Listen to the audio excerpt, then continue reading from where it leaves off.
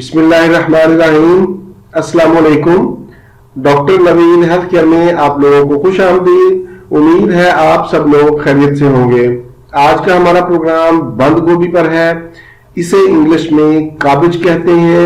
आज के प्रोग्राम में बंद गोभी के फवायद, बंद गोभी से बीमारियों का इलाज, बंद गोभी खाने की एहतियाती तदाबीर, इसके नुकसानात पर बात की जाएगी। बंद गोभी 4000 साल पुरानी सब्जी है। बंद गोभी अपने अंदर बेशुमार तिब्बी फवायद रखती है।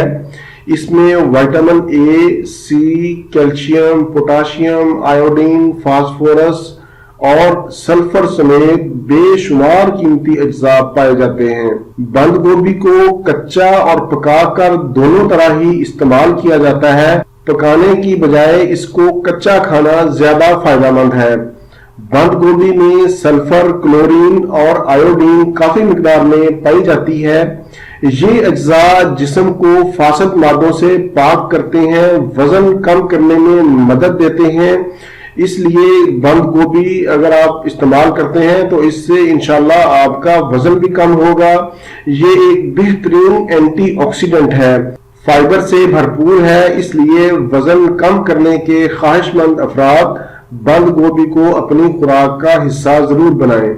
बंद गोभी मैदा के अमराज में बहुत कमाल की चीज है। छोटी आंत का अल्सर और कब्ज को दूर करती है। बंद गोभी में ऐसे अज्जा पाए जाते हैं जो वक्त से पहले बुढ़ापे की आमद को रोकते हैं। बड़ी उम्र के अफराद के लिए ये सब्जी बहुत ही मुफीद है। इसके अलावा ये पथरी को खारिज करती है, खून की नालियों को सेहतमंद रखती है, जिस्म को ताकत देती है, पट्ठों को मजबूत बनाती है, वायरस और मुजरे सेहत बैक्टीरिया के खिलाफ मुजाहमत पैदा करती है, खून में शुगर की मिकदार को तवाज़ुन में रखती है, फेफड़ों की सफाई करती है, बवासीर में फायदेमंद है। बंद गोभी जिस्म से इजाफी पानी को चूस लेती है। चेहरे के दानों, बालों, नाखून और जिल्दी अमराज में बेहद मुफीद है।